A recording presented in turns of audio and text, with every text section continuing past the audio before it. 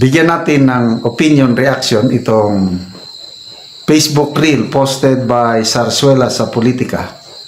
Interview ni Karen Davila kay Senator Risa Ontiveros as ang pahayag ni VP Sara na posible na itong si Karen magsampa ng kaso laban kay Senator Ontiveros.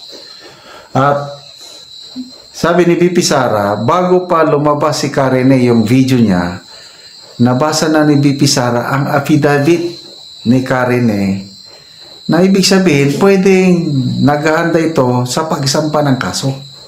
Okay, pakinggan natin tong Facebook reel nito. Reaction with the Vice President weighing in, encouraging alias Rene to file charges against you in court.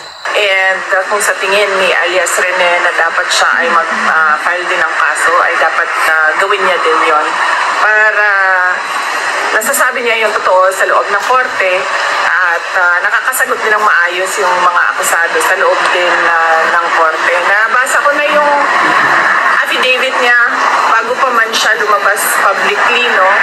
In fact, merong mga nakalagay doon na nakasama niya ang mga witnesses ko, no, ng ICC doon sa isang bahay kung saan siya pinatira ni Senator Ontiveros.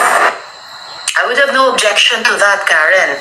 At kung may ginawang affidavit si Michael Maurilio alias Rene laban sa akin at laban sa iba pang mga witnesses kontra kay Apollo Kibuloy at sa KOJC, at kung puno na naman ng kasinungalingan tulad ng ipinasok niya sa kanyang video, then that could possibly open him up to charges of perjury, no, as well as yung cyber libel na inihain ko kahapon. And of course, Karen, I'm very, very curious paano nakita ni VP Duterte yung affidavit na yan bago pa man ilabas ni Michael Maurilio yung video niya.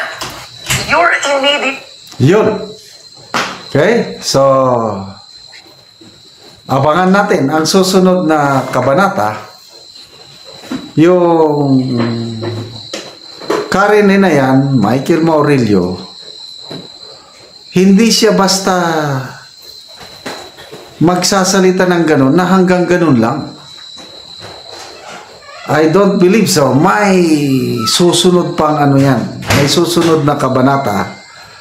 Baka, yun nga, yung possibility, sabi ni VP Sara, na ba, pwede siyang magsampa ng kaso.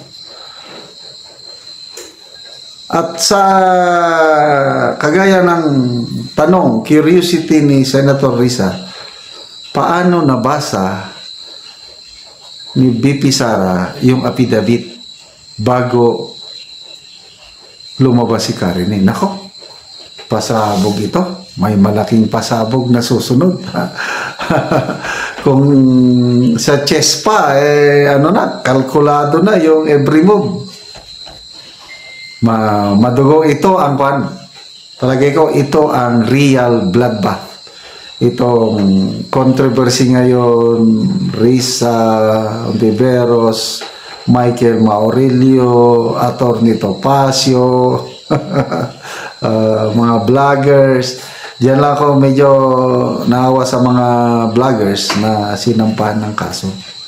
May napanood ako, nabasa kong the political vlogger man siguro yun na post. Yung inputs ng kanilang law department, sinasabi doon na hindi daw mag-prosper yung cyber libel, na kung ikaw ang ginawa mo lang is nagbigay ng opinion sa kagaya doon kay Karen ano na siya nagsalita na siya, nandun na, posted online, tapos nagbigay ka lang ng comment, reaction o isiner mo lang. Sabi sa yung political vlogger, hindi daw yun considered na libel. But anyway, depende na yan sa sa evaluation ng piskalya kung may probable cause ba, wala. Kaya lang dito tayo ngayon, ako ang tinututukan ko yung bloodbath between Attorney Topacio and Senator Hontiveros. May napanood akong Facebook reel na naman kanya, tuwan-tuwa si Attorney Topacio, sabi niya, iimbitahin daw niya na maging hostile witness si Risa. You're in my world, baby. Nandito na ako sa korteng ganito 33 years. Ang tagal, no? 33 years. Veterano. Sobra pa sa veterano. Tapos, yun na. Sabi nga ni Atty. Topacio, nahulog sa patibong. Kasi hinamon niya talaga si Senator Risa na sampahan siya ng kaso. At yun, sinampahan. Nako, yun na. Lalabas na ang mga pasabog o bala ni Atty. Topacio dahil marami daw siyang hawak na ebidensya. I think ito, Atty. Topacio, siya ang spokesperson ng PDP laban sa impeachment court. And by the way, ito, another topic na lang, maganda yung utos ng Korte Suprema sa Kamara, pinapasubmit sila, Kamara, no? Yung House Secretary General, ng mga pertinent documents under oath. Yung mga detalye sa, bakit yung 3 impeachment complaint, bakit tumagal? Ano ba yung, kasi ang ruling ng House, immediately, pagtanggap ng House Secretary General, i-transmit sa Office of the Speaker yung complaint na yon para may sama sa calendar of business o order of business. Hindi nangyari. As in, pinatulog. So, yun ngayon ang tinatanong ng Korte Suprema. Ano yung